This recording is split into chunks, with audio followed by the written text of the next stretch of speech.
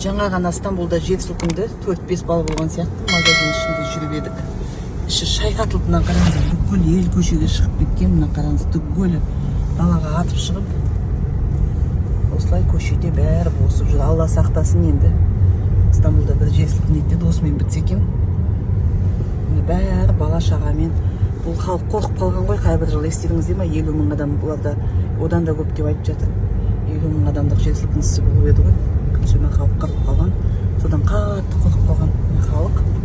Мынау Зейті бұрны дейтін, мынау қазақтар тұратын аудан, мына жерде қазақтар өте көп. Бәрі далаға шығып кетіп, кәдімгі паника болып жатыр қазір. Deprem oluyor. Çok kötü deprem oluyor. Sakin ol, sakin ol. Bu bina sağlam, sakin ol.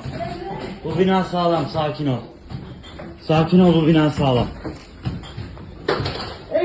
Sakin ol anne. Çok kötü deprem oldu.